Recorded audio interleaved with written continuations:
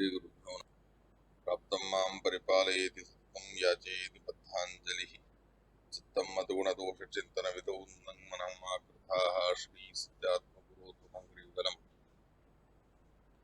विद्वानमे सद्भिः वेदेशं निसत्पादा सेवा सम्प्राप्तवैभवान् यादवार्यान् वरसुधा टीकाकारान् वयं नुमः पृथ्वीमण्डलमध्यस्थाः पूर्णबोधमतानुगाः वैष्णवाः विष्णुहृदयाः तान् नमस्ते गुरुं नमः। श्रीगुरुभ्यो नमः। सृष्टस्थित्यप्ययः नियतितमो बन्धमोक्षाश्रयस्मात् श्रीब्रह्मरुद्रप्रभृतिः सुरनरद्वीषशत्वात्मकस्य विष्णोरुगस्ताः समस्ताः सकलगुणनिधिः सर्वदोषप्रभेदः पूर्णानन्दो अव्ययो यो गुरुपरमः चिन्तयेतु महान्तम् जन्माद्यस्य तोन्वयादितरतश्चार्थेष्वभिघ्नस्वराट् तेने ब्रह्मरथाय आदिकवये मुह्यन्तीं सूरयः तेजो वारं सर्वो वृषा धाम्नः स्वेन सदा निरस्तकुहकं सत्यं परं धीमहि धर्मप्रोच्यतकैतवोत्तरपरमो निर्मत्सराणां सतां वेद्यं वास्तवमत्र वस्तुशिवदं तापत्रयोन्मूलनं श्रीमद्भागवते महामुनिकृते कृपापरीरीश्वरः सद्वोरुद्धवर्ध्यते यत्र कृतिभिः शुश्रूषुभिस्तत्क्षणात् निगमकल्पतरोर्गलितं फलं सुखमुखादमृतद्रवसंयुतं पिबत भागवतं रसमालयं मुहुरहो रसिकाः भुवि भावुकाः नैमिषे अनिमिषक्षेत्रे ऋषयः शौनकादयः सत्रं स्वर्गाय लोकाय सहस्रसममासत् यं प्रव्रजन्तमनपेतमपेतकृतं द्वैपायनो विरहकातर आजुहाव पुत्रेति तन्मयतया तरवोऽपि नेदुः तं सर्वभूतहृदयं मुनिमानतोऽस्मि स्वस्य सुसताम् अखिलसन्मङ्गलानि भवन्तु श्लोकैकपठनश्रवणमात्रेण वक्तुश्च श्रोतॄणां निखिल कलिकृत कल्मषापनोदन पुटतरे धर्माद्यखिल पुरुषार्थ साधनीभूते श्रीमन्महाभागवत तात्पर्यनिर्णये अद्य किञ्चित् पूर्वकथा प्रमेय अनुवादः श्री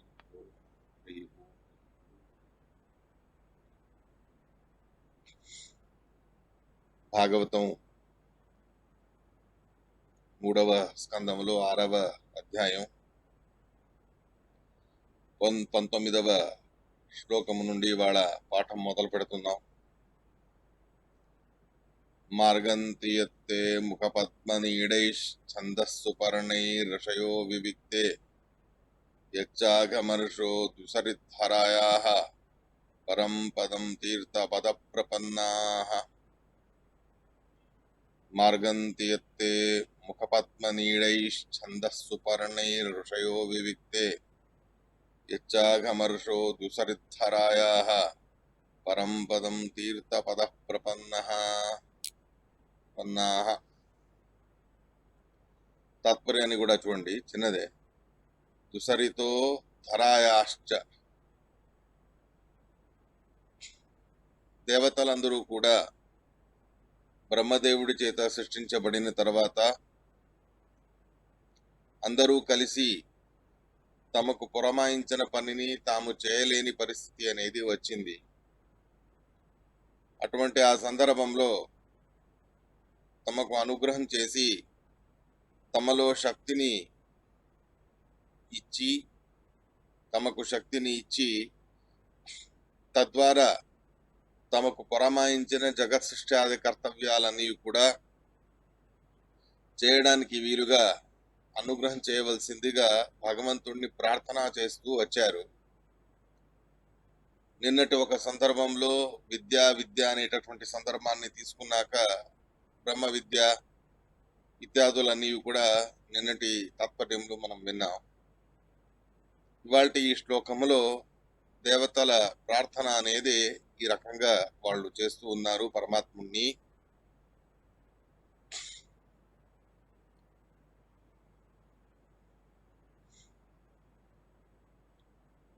పరమాత్ముడి పాదారవిందాలని, ఆ పాదారవిందాలకి సంబంధించిన మహిమని చెబుతూ ఉన్నారు దేవతలందరూ కూడా. ఏమిటి? భగవత్పాదారవిందము యొక్క జ్ఞానం, పరమాత్ముడి పాదాల జ్ఞానం, పాదాల యొక్క సాక్షాత్కారం అనేది మోక్ష సాధనం. ఆ మోక్ష సాధనం అనేది ఏదైతే భగవత్పాద దర్శనం అనేది ఉన్నదో, అటువంటి భగవత్పాద దర్శనానికి సంబంధించి భగవత్పాదార విందముల యొక్క జ్ఞానం, సాక్షాత్కారం, ఇది అపరోక్ష జ్ఞానం అని చెప్తూ ఉన్నారు. భగవత్పాదార వింద జ్ఞానం మోక్ష సాధనం ఇత్యుక్తం తజ్జ్ఞాన సాధనం దర్శయతి. అంటే అపరోక్ష జ్ఞానం అనే దానికి సమగ్రంగాను కూడా భగవంతుడి యొక్క సమగ్రమైన అవయవాలు, రూపాలు, సమగ్రమైనటువంటి అవయవాలు, అంగాలు, వీటిని దర్శించుకుంటేనే, అంటే పూర్ణంగా పరమాత్ముడి యొక్క శిరస్సు నుండి మొదలుపెట్టి పాదాల దాకా సాక్షాత్కారం అయితేనే దాన్ని అపరోక్ష జ్ఞానం అని కొంతమంది అనుకుంటారు. అది అపరోక్ష జ్ఞానమే. కానీ అలా అందరికీ కూడా కుదరదు. కొంతమందికి వారి వారి యోగ్యతకు తగ్గట్టు కేవలం పరమాత్ముడి పాదాల దర్శనమే కలుగుతుంది. శిరస్సు కనిపించదు, ముఖము కనిపించదు, ఇతర అవయవాలు కనిపించకుండా పోవచ్చు. అలా ధ్యానం చేసే సందర్భంలో పరమాత్ముడి పాదాలు సాక్షాత్కారమైన ఆ సాక్షాత్కారాన్ని అపరోక్ష జ్ఞానం అని అంటారు. ఎందుకు అంటే భగవంతుడి అవయవాలకి, భగవంతుడి యొక్క అంగాలకి, పాదాలకి, పరస్పరంగా అవయవాలకి ఏ భేదం అనేది లేదు. భగవంతుడి వెంట్రుకని దర్శనం చేసుకున్నా సాక్షాత్కారం అవ్వచ్చు, భగవంతుడి గోళ్లను దర్శనం చేసుకున్నా అది అపరోక్ష జ్ఞానమే, పరమాత్ముడి పాదాలను దర్శించుకున్నా అది కూడా అపరోక్ష జ్ఞానం, భగవత్ సాక్షాత్కారం అని గ్రహించారు. ఆ విషయాన్ని దేవతలే తమ మాటలతో, తమ స్తోత్ర రూపమైన మాటలతో మనకు తెలుపుతూ ఉన్నారు. మొత్తానికి భగవంతుడి సమగ్రమైన అవయవాలు మొత్తం కూడా కనిపిస్తేనే అపరోక్ష జ్ఞానం అని అనడం కొంచెం అల్పయోగ్యత ఉన్న వాళ్ళకి కాస్త కష్టం. ఎందుకు అంటే అని పలకడానికి ఎంత సమయం కావాలో, అక్షరం పలకడానికి మాత్ర అని అంటారు, అది పలకడానికి ఎంత సమయం పడుతుందో అంతవరకే పరమాత్ముడి దర్శనం అనేది లభించడం కూడా కొంతమందికి ఉంటుంది. వారికంటే ఉత్తములు 6 మాత్రాలు ఇలా చెప్తూ వెళ్తారు. కానీ భగవంతుడి దర్శనం అనేది అని పలకడంలో ఎంత సమయం పడుతుందో అంత సమయంలోనే సమగ్రమైన అవయవాల్ని ఎక్కడ చూస్తాడు? పరమాత్ముడి పాదాలని చూసేటప్పటికే సమయం అయిపోతుంది. అలా అని చెప్పి తనకి అపరోక్ష జ్ఞానం అనేది రాలేదు అని కాదు. పరమాత్ముడి పాదాలని చూసినా పరమాత్ముడి పాదాలకి పరమాత్ముడికి ఏ భేదం అనేది లేదు కాబట్టే అటువంటి ఆ పాద దర్శనము కూడా అపరోక్ష జ్ఞానమే అనేటటువంటి విషయాన్ని చెబుతూ ఉన్నారు. అయితే అటువంటి ఆ పరమాత్ముడి పాద కమలాలను ఋషులు, మునులు మొదలైన వాళ్ళందరూ కూడా వెతుకుతూ ఉంటారు అని దేవతలందరూ కూడా చెబుతారు.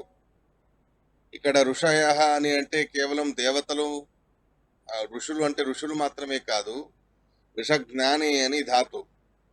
మొత్తానికి ఋషులు అని అంటే భగవంతుడి అపరోక్ష జ్ఞానాన్ని సాధించాలి అని అనుకున్న వాళ్ళు, లేదా భగవంతుడి అపరోక్ష జ్ఞానాన్ని సాధించిన వాళ్ళు, మొత్తానికి ఋషులు అని వివక్ష చేసి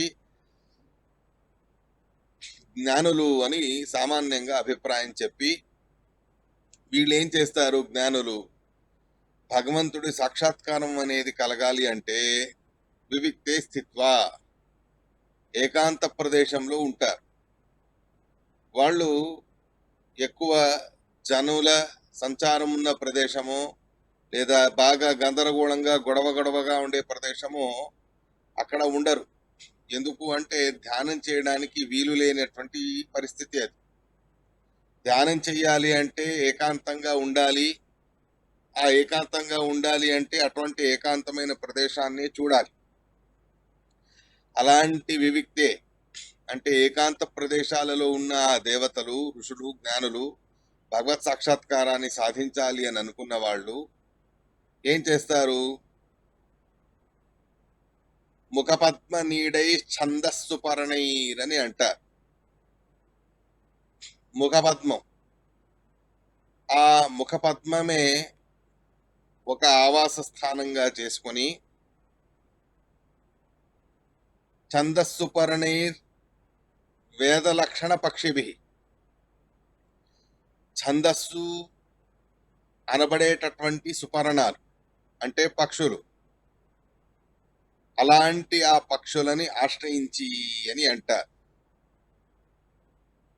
అంటే వారి యొక్క ముఖము నుండి వేద మంత్రాలని, వేదతుల్యమైనటువంటి పురాణ మంత్రాలని ఉచ్చరిస్తూ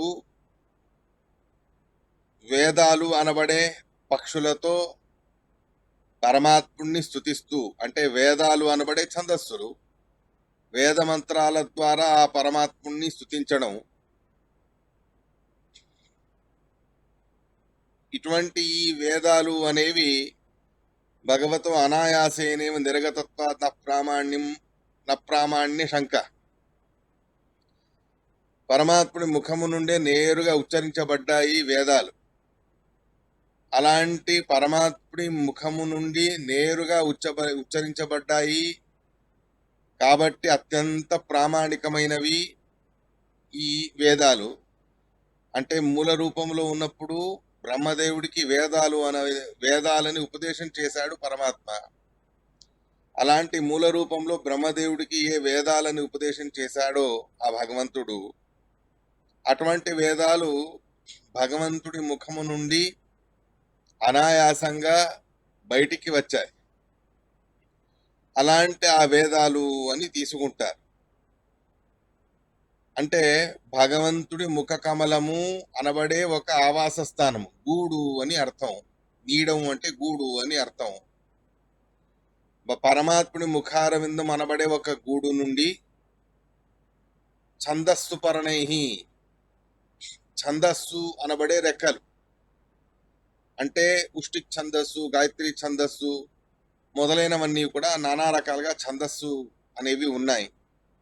ఆ ఛందశాస్త్రాలతో యుక్తమై ఉన్న ఛందోబద్ధమైన ఉన్న వేదాలు, ఛందస్సులు అనబడేటటువంటి రెక్కలు, ఆ ఛందస్సు అనబడేటటువంటి రెక్కలను ఆశ్రయించుకొని ఆ పరమాత్ముడి ముఖారవిందం అనబడేటటువంటి గూడు నుండి అనాయాసంగా బయటికి వచ్చిన ఆ వేద మంత్రాలు అవి అత్యంత ప్రామాణికమై ఉన్నవి. అటువంటి వేద మంత్రాలని విచారయింతి నానా రకాలుగా జిజ్ఞాస అనేది చేస్తూ ఉంటారు. ఏకాంత ప్రదేశాల్లో ఉంటూ పరమాత్ముడి ముఖారవిందం అనబడే గూడు నుండి వెలువడిన వేద మంత్రాలు, ఆ వేద మంత్రాలు అనబడేటటువంటి పక్షులు, ఛందస్సుతో కూడి ఉన్న రెక్కలు, ఆ రెక్కలతో ఉన్న వేద మంత్రాలు, అటువంటి ఆ వేద మంత్రాలని నానా రకాలుగాను కూడా జిజ్ఞాస అనేది చేస్తూ ఉంటారు. ఈ రకంగా జిజ్ఞాస అనేది చేయడం ఎందుకు? ఏకాంత ప్రదేశంలో ఉంటూ మార్గయంతి అని అంటారు. వెతుకుతూ ఉంటారు అంటే జిజ్ఞాస చేస్తూ ఉంటారు అని చెబుతారు. మొత్తానికి గూడు నుండి వెలువడిన గూళ్ళ నుండి బయటికి వెళ్ళిన పక్షులను వెతుకుతూ ఋషులు, మునులు మొదలైన వాళ్ళందరూ కూడా ఉంటారు అని పైన చెప్పినట్టు అనిపిస్తుంది. కానీ అలా కాదు. పరమాత్ముడి ముఖారవిందం అనబడేదే గూడు. ఎందుకు అంటే సృష్టి కాలంలో అక్కడి నుంచే బయటికి వచ్చాయి వేద మంత్రాలు. ప్రళయకాలంలో మళ్ళీ ఆ వేద మంత్రాలు పరమాత్ముడి ముఖారవిందాన్ని ఆశ్రయించుకుంటాయి. ఎలా పక్షులు తమ గూడ్లను వదిలేసి ఆహార సంగ్రహం అనేది చేస్తూ అటు ఇటు అంతా తిరిగి చివరికి సాయంకాల సమయం అయ్యేటప్పటికీ తమవే అయిన ఆవాస స్థానాలుగా ఉండే గూళ్ళనే వచ్చి ఎలా పక్షులు చేరుకుంటాయో, అలా సృష్టి కాలంలో బయటికి వచ్చిన వేదాలు, వేదాభిమాని దేవతలు, అవి ప్రళయకాలం అనేది వచ్చేసరికి సాయంకాలం లాగా ప్రళయకాలం అనేది వచ్చేసరికి ఆ పరమాత్ముడి ముఖార విందాన్నే మళ్ళీ ఇవి చేరుకుంటాయి. గూటిని విడిచిన పక్షులు తిరిగి గూటిని చేరుకున్నట్టు వేదమంత్రాలు సర్వ సృష్టి సందర్భాల్లో బయటికి వస్తాయి. సృష్టి సందర్భం అయిపోయాక ప్రళయకాలం అనేది వస్తే మళ్ళీ అదే గూటికి చేరుకుంటాయి. అటువంటి ఆ పరమాత్ముడి ముఖారవిందము అనబడే గూడు, ఆ గూడుని ఆశ్రయించుకొని ఉన్న ఛందస్సులు అనబడే రెక్కలతో యుక్తమై ఉన్న పక్షులు, ఆ వేదమంత్రాలు, అలాంటి ఆ వేదమంత్రాలని వివిక్తే ఏకాంత ప్రదేశంలో ఋషయ జ్ఞానులు మార్గంతి జిజ్ఞాస చేస్తారు. జిజ్ఞాస ఎందుకు చేస్తారండి? ఆ వేదమంత్రాలను జిజ్ఞాస చేస్తే ఏమిటి లాభం అని అడిగితే యచ్చాఘమర్ష అని అంటారు. ఏ కారణాన ఈ వేదాలను జిజ్ఞాస చేసి వేదాలలో ప్రతిపాద్యుడైన స్తుతింపబడిన పరమాత్ముడిని ప్రపన్నాహ ఆశ్రయిస్తారో, అలా పరమాత్ముడిని ఆశ్రయించడంతోనే సకల పాపాలు కూడా పరిహారమవుతాయి. అటువంటి బ్రహ్మ జిజ్ఞాస, వేద జిజ్ఞాస, వేదమంత్రాల ద్వారా పరమాత్ముడి మహిమలని తెలుసుకొని ఆ పరమాత్ముడిని శరణాగతిగా చేరుకొని పరమాత్ముడినే ప్రార్థన చేసి నానా రకాలుగా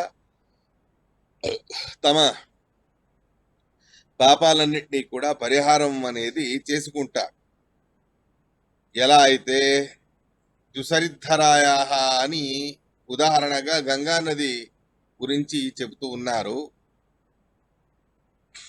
దుసరిత్ అంటే గంగా నది.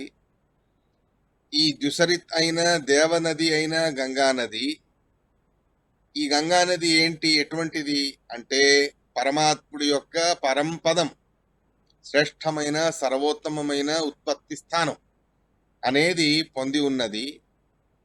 ఏ కారణాన పరమాత్ముడి ఉత్తమమైన సర్వోత్కృష్టమైన పాదాలనే జన్మస్థానంగా పొంది ఉన్నదో గంగానది, ఆ కారణానే తద్వారానే ఆ నిమిత్తముతోనే ఆ గంగా నదికి తీర్థపద, తీర్థం తీర్థం అనేటటువంటి ఒక గుణం, ప్రసిద్ధి, పేరు అనేది వచ్చింది.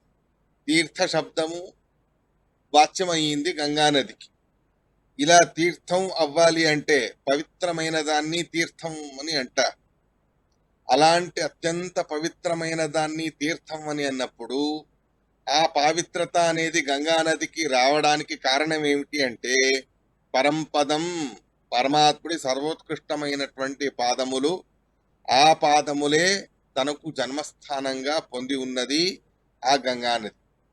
అందువలననే గంగానదికి తీర్థ అనేటటువంటి శబ్దం వచ్చింది. ఇటువంటి ఈ తీర్థ అనేటటువంటి శబ్దం ఏ పరమాత్ముడి పాదారవిందము నుండి జన్మించినందుకు గంగానదికి వచ్చిందో అటువంటి ఆ పాదములు ఏవైతే ఉన్నాయో పరమాత్ముడి పాదములు, వాటిని ప్రపన్నాహ మానసికంగా ధ్యానం చేస్తూ ఆ పాదాలని చింతన చేస్తూ ఋషులు మునులు మొదలైన వాళ్ళందరూ కూడా తమ జన్మలని సార్థకం అనేది చేసుకుంటారు. ఈ రకంగా పరమాత్ముడి యొక్క గుణాల చింతన అనేది చేయడం పరమాత్ముడి అనుగ్రహానికి కారణమై, ఆ అనుగ్రహమే మనకు నానా రకాలుగా పాపాలని పరిహారం చేసి ఈ భగవద్ మహిమలు, ఆ పరమాత్ముడి యొక్క శ్రవణాదులు, జ్ఞాన సాధనం, ఈ శ్రవణాదులే పరమాత్ముడి జ్ఞానానికి, అపరోక్ష జ్ఞానానికి సాధనం అని చెప్పి ఉన్నారు. ఇక్కడ ద్యుసరిద్ధరాయ అనే శబ్దం కొంచెం వేరుగా చెప్పారు. ఆ ద్యుసరిద్ధరాయ అనే దానికి ఆచార్యుల వారు ద్యుసరితో ధరాయాశ్చ అని పద విభాగం అనేది చేసి తాత్పర్యాన్ని రాశారు. ఏమిటది అంటే ద్యుసరిత్ సహిత ధర, ద్యుసరిద్ధర తస్య ఇది మధ్యమ పదలోపి సమాస ఇది భావం. ఇక్కడ ద్యుసరిత్ అంటే గంగా, గంగా సహితమైనటువంటి ధర భూమి, ద్యుసరిద్ధర. ఈ ద్యుసరిద్ధర అనేటటువంటి అభిప్రాయాన్ని తీసుకొని ద్యుసరితోహో ధరాయాశ్చ, గంగా నది మరియు భూమి రెండిటినీ కూడా జన్మని ఇచ్చినవి ఆ పరమాత్ముడి పాదాలే. తథాచ దుసరిత్ సహిత ధర దుసరిద్ధర తస్య ఇది మధ్యమ పదలోపి సమాస ఇది భావం. ఈ రకంగా ఆ దుసరిద్ధర అయిన ఆ పరమాత్ముడి పాదాలు, ఏదైతే పరమాత్ముడి పాదాలు దుసరిత్ మరియు ధర, భూమిని మరియు గంగా నదిని రెండింటినీ కూడా సృష్టి చేశాయి. కాబట్టి ఆ భూమి మరియు గంగా రెండిటికి కూడా తీర్థ తీర్థ అనేటటువంటి పదం అన్వయం అవుతుంది. అటువంటి తీర్థ తీర్థ అనబడేటటువంటి పదం అన్వయం అవ్వడంతోనే ఈ రకంగా వాటి వలన పుణ్యప్రాప్తి అనేది కలుగుతున్నది అని ఈ అభిప్రాయాన్ని ఆచార్యుల వారు తమ తాత్పర్యంలో చెబుతూ ఉన్నారు. అంటే ఏమైంది, మొత్తానికి సమగ్రంగా తాత్పర్యానికి అనుగుణంగా శ్లోకాన్ని మనం అర్థం చేసుకోవాలి అని అనుకుంటే, ఋషయ జ్ఞానులు వివిక్తే ఏకాంత ప్రదేశములో తే ముఖపద్మనీడై ఛందస్సుపర్ణై మార్గయంతి. నీ ముఖము అనబడే కమలము, ఆ కమలమే గూటిగా పెట్టుకొని ఉన్న, ఆశ్రయంగా పెట్టుకొని ఉన్న ఛందస్సులు అనబడే రెక్కలు, ఆ రెక్కలతో యుక్తమై ఉన్న వేదాలు, అలాంటి వేదాలని మార్గంతి జిజ్ఞాస అనేది చేస్తారు. అలా జిజ్ఞాస అనేది చేయడంతో ఏమిటి ప్రయోజనం అంటే, ఏ కారణాన ఆ పరమాత్ముడి పరంపదం ఉత్తమమైన సర్వోత్తమమైన పాదములు, ఆ పాదములే జన్మస్థానంగా పొంది ఉన్న ద్యుసరిద్ధరాయ గంగా నది మరియు భూదేవి రెండూ కూడా పరమాత్ముడి పాదాల నుండే సృష్టించబడ్డాయి.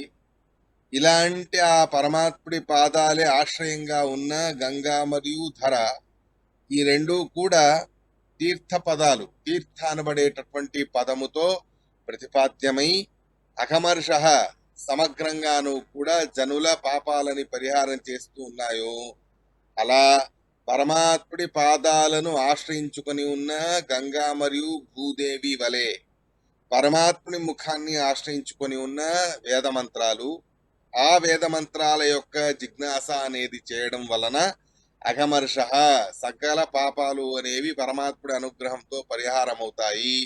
ఆ ఉద్దేశాన్ని పెట్టుకొని ఆ పరమాత్ముడి పాదములను ప్రపన్నాహ ఆశ్రయం పొంది ఉన్నారు అని అంటున్నారు దేవత. కాదండి, వేదాలు ముఖము నుండి వచ్చాయి, గంగా నది ధర ఇవి రెండు పరమాత్ముడి పాదాల నుండి సృష్టించబడ్డాయి. ఇలా ఉన్నప్పుడు ముఖము నుండి వచ్చిన వేదాలని జిజ్ఞాస చేస్తూ ముఖం ప్రపన్నాహ అని అనాలి, ముఖాలని ఆశ్రయించాము అని అనాలి. అలా అనకుండా పాదాలని ఆశ్రయించాము అని ఎందుకు అంటున్నారు అండి అంటే, పరమాత్ముడి యొక్క అవయవాలకి వ్యత్యాసం లేదు. పరమాత్ముడి ముఖము పాదము రెండూ ఒకటే. ఆ రకంగా పరమాత్ముడి ముఖముని వ్యవహారం చేస్తాము, పాదముని వ్యవహారం చేస్తామే గాని పాదములలో ఎన్ని అనంతమైన గుణాలు ఉన్నాయో అన్ని అనంతమైన పూర్ణమైన గుణాలు భగవంతుడి ముఖములోనూ కూడా ఉన్నాయి. కాబట్టి పరమాత్ముడి ముఖానికి అవయవాలు వేరువేరుగా ఉండే అవయవాలకి పరమాత్ముడి పాదాలకి వ్యత్యాసం అనేది లేదు. అలాంటి ఆ వ్యత్యాసం లేని సందర్భాన్ని ప్రస్తావన చేస్తూ, పాదాలే జన్మస్థానంగా ఉన్న గంగా నది ధరాదేవి ఈ రెండిటిని తీర్థస్థానం ఇచ్చిన పాదాలని ఆశ్రయిస్తూ ఉన్నాము అని ఋషులందరూ దేవతలందరూ కూడా అంటారు. అలా పాదాలే జన్మస్థానంగా ఉన్న గంగా నది ధరాదేవి, అలాగే పరమాత్ముడి ముఖమే జన్మస్థానంగా ఉండే వేదమంత్రాలు, పాదాలకి ముఖానికి వ్యత్యాసం లేదు కాబట్టే ముఖము నుండి వచ్చిన వేదాలని జిజ్ఞాస చేసిన ఇలాంటి తీర్థత్వాన్ని పావిత్రాన్ని తెచ్చిపెట్టిన నీ పాదాలని ప్రపన్నాహ అని పాదాలని ఆశ్రయిస్తున్నాము అని దేవతలందరూ కూడా జ్ఞానుల ప్రసంగాన్ని చెప్పి ఈ రకంగా మనకు తెలియజేస్తూ ఉన్నారు. మొత్తానికి పరమాత్ముడి యొక్క పాదములు ముఖము వాటికి వ్యత్యాసం లేదు. పరమాత్ముడి పాదములే జన్మస్థానంగా ఉన్న గంగాధర రెండు మనల్ని పవిత్రపరుస్తాయి ఎలాగో, అలా పరమాత్ముడి ముఖమే జన్మస్థానంగా ఉన్న వేదాలు కూడా వాటి జిజ్ఞాస చేయడంతో రెండిటికి భగవంతుడి అనుగ్రహం అనేది కారణమై మనకు పాప పరిహారం అనేది అవుతుంది అనేటటువంటి విషయాన్ని చెప్తూ ఉన్నారు. ధరాయాహ భూమికి సంబంధించిన దుసరిత్ అని షష్ఠీ తత్పురుషాన్ని పెట్టుకోకండి అని శ్రీమద్ ఆచార్యుల వారు ఇక్కడ చెప్తూ ఉన్నారు. ఎందుకు అంటే భూమికి సంబంధించి గంగా నది అని అయితే దానికి పవిత్రత అని చెప్పడానికి రాదు. ఎందుకంటే భగవంతుణ్ణి వేరు చేసేశారుగా. భూమికి సంబంధించిన గంగా నది అని అనడానికి అనుపపత్తులు ఉన్నాయి. భూమికి సంబంధించింది దుసరిత్ ఎలా అవుతుంది? భూమికి సంబంధించింది ద్యు అంటే దేవలోకం, భూమి ఆ భూమికి సంబంధించిన దేవనది అని అంటేనే సమాసమే కుదరదు. సమాసం చెప్పవచ్చు కానీ అర్థం కుదరదు. ఎందుకు అంటే భూదేవి భూస్థానం వేరు, ద్యుస్థానం వేరు. ద్యులోకం నుండి వచ్చిన గంగా నది అది భూమికి సంబంధించి ఎలా అవుతుంది? అలాంటప్పుడు ద్యుసరిద్ధరాయాహ అని భాగవతంలో చెప్పారుగా. భూమికి సంబంధించిన భూమికి సంబంధించిన గంగా నది అని చెప్పారు కదా అని అంటే రెండు అనుపపత్తులు. భూమికి సంబంధించింది ద్యులోకం కాదు, ద్యులోకం నుంచి వచ్చిన గంగా నది కాలేదు. రెండోది భూమికి సంబంధించి గంగా నది అయిపోతే దానికి తీర్థపదం అనే పేరు రావడానికి అవకాశం లేదు. భూమి నుండి పుట్టింది అన్న మాత్రానికే ఆ గంగా నది అనే దానికి పవిత్రత అనేది రావడానికి అవకాశం లేదు. కాబట్టే పరమాత్ముడి పాదార విందములే జన్మస్థానంగా ఉన్న గంగా నది అని చెబితే అక్కడ పవిత్రత రావడానికి కారణం అనేది మనకు స్పష్టంగా తెలుస్తుంది. రెండోది ఈ సమస్య అనేది రాకుండా ఉండాలని చెప్పి పరమాత్ముడి పాదార విందములే జన్మస్థానంగా ఉన్న గంగా నది తీర్థపదమే, పరమాత్ముడి పాదములే జన్మస్థానంగా ఉన్న భూదేవి కూడా తీర్థపదముతోనే వాచ్యమై ఉంటుంది. కాబట్టి గంగా నదికి భూదేవికి ఇద్దరికి కూడా పవిత్రత అనేది రావడానికి కారణం పరమాత్ముడి పాదకములములే జన్మస్థానంగా ఉండడంతో, అలాంటి పరమాత్ముడి పాదకములములే జన్మస్థానంగా ఉండడం, ఆశ్రయంగా ఉండడం అనేది జరిగింది. కాబట్టే ఈ రెండిటికి కూడా పవిత్రత అనేది వచ్చి ఉన్నది.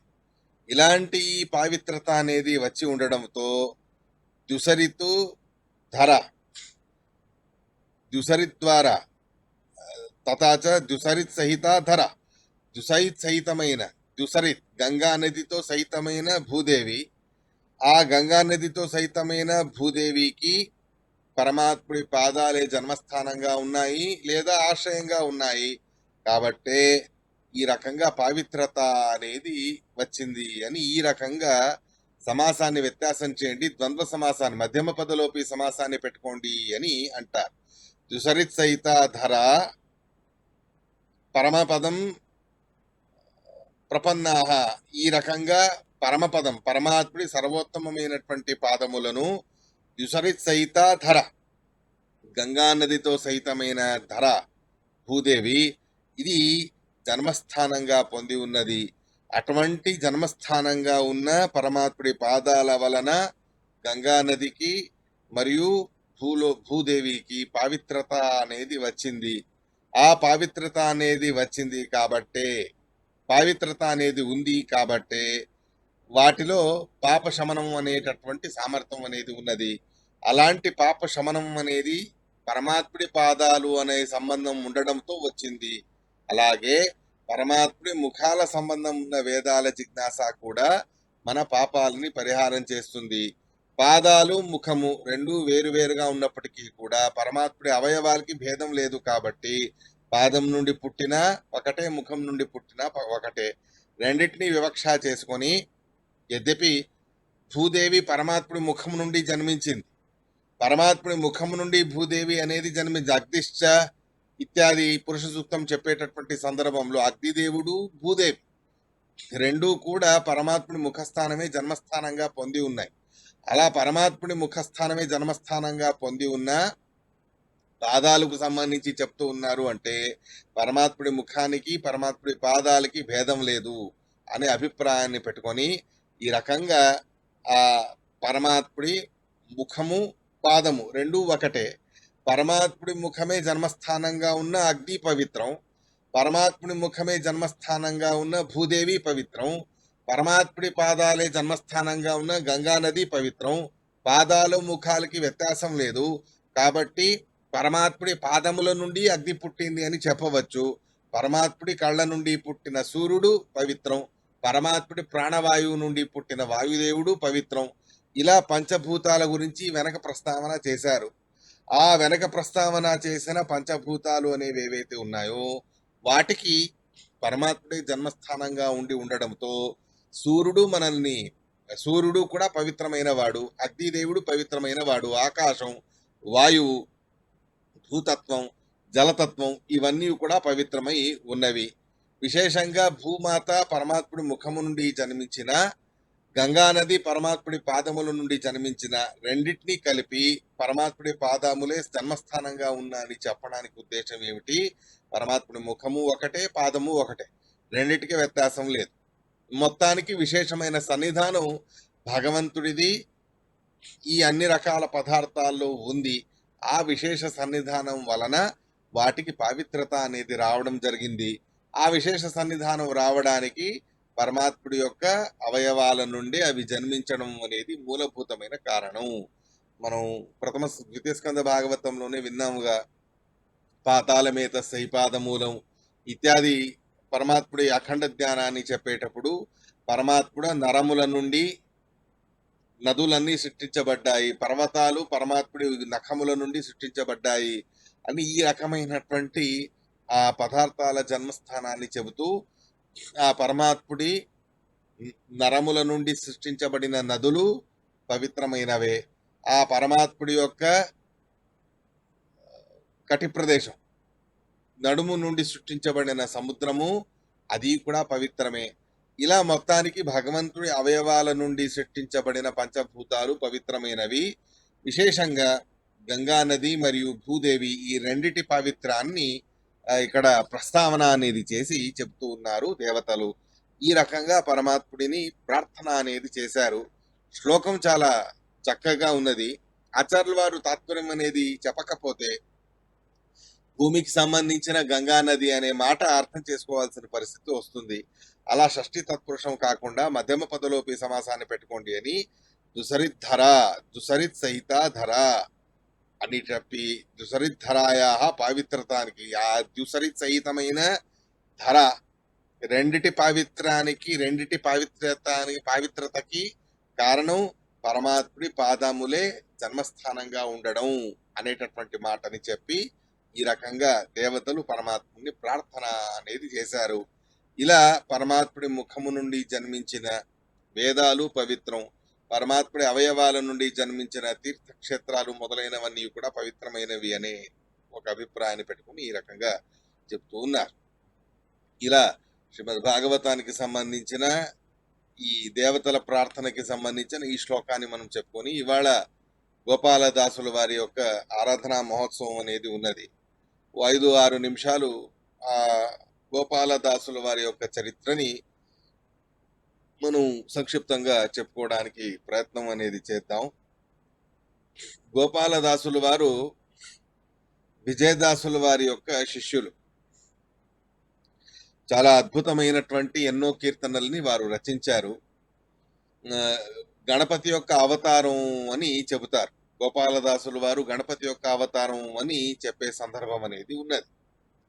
చాలా మహిమలు వారి యొక్క కీర్తనలలో వారి యొక్క చరిత్రలో ఎన్నో చెప్పబడి ఉన్నాయి.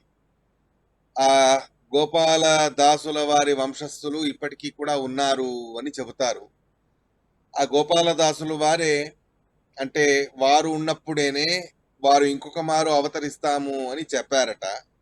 ఆ అవతార కాలం ఏమిటి అని అడిగితే వారి వంశంలో భయంకరమైన కటిక దారిద్ర్యం అనేది వస్తుంది. అంటే కాలం గడిచే కొద్దీ వారి వంశంలో భయంకరమైనటువంటి కటిక దారిద్ర్యం అనేది వస్తుంది. అలా అత్యంత కఠినమైన దారిద్ర్యం అనేది వారి వంశీకులకు వచ్చినప్పుడు గోపాలదాసుల వారు మరొక మారు అవతరిస్తారు అని వారు ఉండగానే చెప్పి ఉన్నారు. ఈ గోపాలదాసుల వారికి మరియు విశేషంగా ఆ, విజయదాసుల వారికి జగన్నాథదాసుల వారికి కూడా చాలా సంబంధం అనేది ఉన్నది. చాలా దగ్గరి సంబంధం అనేది ఉన్నది. విజయదాసుల వారు మహానుభావులు. వారి ఇతిహాసం అనేది గొప్పగా మనం ఇదివరకే ఒకసారి తెలుసుకొని ఉన్నాం. ప్రాయశः అందరికీ గుర్తు ఉండాలి. ఏమీ తెలియని వారు, ఏమేమీ లేదు, అత్యంత కఠినమైన దారిద్ర్యం అనుభవించిన విజయదాసుల వారు ఎప్పుడైతే వ్యాసకాశికి వెళ్ళారో అక్కడ వారి పాప ప్రారబ్ధం అనేది పరిహారమై భగవత్ అప్రోక్ష జ్ఞానముతో మహానుభావులై నానా రకాలుగా ఆ వెనకటి రోజు దాకా ఏమీ లేని వ్యక్తి ఆ భగవత్ అప్రోక్ష జ్ఞానం అనేది లభించిన వెంటనే ఏ క్షణం నుండి వారి ముఖం నుండి ఏ మాట వచ్చినా అది సత్యం అవ్వడం మొదలైందో అలాంటి మహానుభావులు విజయదాసులు వారు ఎన్నెన్నో కీర్తనల్ని వారు రాశారు. అలాంటి విజయదాసులు వారే నిన్న ఒలిమే ఇంద నిఖిల జనరు బంధు మన్నిసోరో మహారాయ అని అద్భుతమైన కీర్తనల్ని రాసి ఉన్నారు. అటువంటి విజయదాసులు వారు తమ పితృకార్యం అనేది చేసే సందర్భం, ఆ పితృకార్యం చేసే సందర్భంలో శ్రీనివాసాచార్య అని జగన్నాథదాసుల వారి పూర్వనామం, వారిని భోజనాలకి పిలిచారు. కానీ శ్రీనివాసాచార్య అనేవారు మంచి విద్వాంసులు, చాలా అద్భుతమైన విద్వాంసులు. రాఘవేంద్ర స్వామి వారి యొక్క ప్రహ్లాదరాజు గారి అవతారంలో సలహాద అని ప్రహ్లాదరాజు గారి తమ్ముడు, ఆ సలహాదుడి అవతారమే జగన్నాథ దాసులు అనే మాటని మనం ఇది ఇతిహాసంలో వింటాం. అలాంటి సలహాద అనే అవతారము, సలహాదుడి అవతారమైన జగన్నాథ దాసులు వారు విద్యా అహంకారం అనేది వారికి ఉండేది. గొప్ప విద్వాంసులే, కానీ విద్యా అహంకారం అనేది ఉండేది. విజయదాసుల వారు మంచి విద్వాంసులు కదా వీరు అని చెప్పి తమ తండ్రి గారి ఉద్ధారం కోసమని భోజనానికి పిలుస్తారు. అయితే ఈ శ్రీనివాసాచార్య అహంకారంతో ఏదో సాకు చెప్పి నాకు కడుపు నొప్పిగా ఉందండి, నేను రాలేను, మీరు ఇంకెవరినైనా చూసుకోండి అని అబద్ధం చెబుతారు. ఆయన అబద్ధం చెప్తున్నారు అని విజయదాసుల వారికి అర్థమైంది. ఎందుకంటే శ్రీనివాసాచార్యకి దాసుల వారి గురించి అది సరైన అభిప్రాయం అనేది అప్పుడు ఇంకా అవగాహన లేదు. మొత్తానికి వీళ్ళు ఏదో పాడతారు అనే అభిప్రాయాన్ని వారు పెట్టుకొని ఉన్నారు. సరేలేండి, బలవంతం చేయడం వద్దు అని చెప్పి విజయదాసుల వారు విషయం తెలిసినా మౌనంగా వెళ్ళిపోతారు. కానీ అదే విషయం గోపాలదాసుల వారికి తెలుస్తుంది. వారంటారు, మీరు మా గురువు గారిని అవమానం చేశారు కాబట్టి ఏ కడుపు నొప్పి ఉదరశూలం అని ఏదైతే సాకు మీరు చెప్పారో అది మీకు యథార్థం అవ్వని అని శాపం ఇచ్చేశారు గోపాలదాసులు వారు. ఏ క్షణానికి గోపాలదాసులు వారు శాపం ఇచ్చారో ఆ క్షణమే శ్రీనివాసాచార్యుల వారికి భరించలేనటువంటి ఉదరశూలం, నానా రకాలుగా ఔషధాలు, వైద్యులు, అన్ని రకాల ప్రయత్నాలు లౌకికంగా భౌతికంగా చేశారు. కానీ ఏ ప్రయోజనం లేకుండా పోయింది. చివరికి తట్టుకోలేని పరిస్థితిలో, ప్రాణం పోయే పరిస్థితిలో ఈ రకంగా నాకు ఉదరశూల అనేది వచ్చింది అంటే దీనికి విజయదాసుల వారిని నేను ద్రోహం చేసినందుకు అని అర్థమైంది వారికి. వెంటనే విజయదాసుల వారి పాదాల మీద పడి, స్వామి నన్ను క్షమించండి, మీ గురించి తెలుసుకోకుండా ఈ రకంగా నేను తప్పు చేశాను, ఈ ఉదరశూల నుండి నన్ను రక్షించండి అని వేడుకుంటారు శ్రీనివాసాచార్య. అప్పుడు విజయదాసుల వారు అంటారు, చూడు నాయన, నీకు శాపం ఇచ్చింది నేను కాదు, శాపం ఇచ్చిన వారు వేరే ఉన్నారు, మా శిష్యులు గోపాలదాస అని, వారి దగ్గర నువ్వు వెళ్ళు, వారే నిన్ను ఉద్ధరిస్తారు అని చెప్పగా అలాగే అని చెప్పి ఈ శ్రీనివాసాచార్య గోపాలదాసుల వారి దగ్గరికి వెళతారు. అప్పుడు గురువు గారి ఆదేశం అనేది ఉంది. ఈయనలో పశ్చాత్తాప బుద్ధిని కూడా చూసి ఆయనని ఉద్ధరించాలి అనే అభిప్రాయముతో చాలా అద్భుతమైనటువంటి కీర్తన, ధనవంత్రి దయమాడు సన్నవను ఇవ కేవల అని ఒక కీర్తన గోపాలదాసుల వారు రచించిన కీర్తన. ఆ కీర్తన రాయడానికి కారణం, ఉద్దేశం ఏమిటి అంటే ఈయన శ్రీనివాసాచార్య ఈయనేదో చిన్నతనంతో తెలుసుకోకుండా ఈ రకంగా పొరపాటు చేశాడు స్వామి, ధనవంత్రి సన్నమును ఇవ కేవల, ఈ వ్యక్తి చిన్నతనంతో ఈ రకంగా తప్పు చేశాడు, మీరు క్షమించండి స్వామి అని పరమాత్ముడిని ప్రార్థన చేసి ఆ ధన్వంతరి అనుగ్రహంతో జగన్నాథదాసుల వారి యొక్క ఉదరశూల ఏదైతే ఉందో, అంటే శ్రీనివాసాచార్యగా ఉన్నప్పుడు వారికి కలిగిన ఉదరశూల అనేది ఏదైతే ఉందో అది పరిహారం చేసిన మహానుభావులు గోపాల దాసులు వారు. ఆ తర్వాత వారికి తమ తప్పు తెలుసుకొని వారి దగ్గరే దాస దీక్ష మొదలైనవన్నీ తీసుకున్నాక సరే అని అప్పటి నుంచి వారు జగన్నాథ దాస అనేటటువంటి పేరుతో లోక ప్రసిద్ధిని గాంచారు. ఇలాంటి మహామహిమాన్వితులు గోపాలదాసులు వారు. వారి కీర్తనలు చాలా అద్భుతమైనటువంటి కీర్తనలు ఉన్నాయి. ప్రత్యేకంగానే వాళ్ళ కీర్తనల్ని ప్రత్యేకంగా మనం తెలుసుకోవడానికి అదొక రకమైన అధ్యయన రూపంగా మనం చేయడం అనేది చాలా యోగ్యమైనటువంటిది.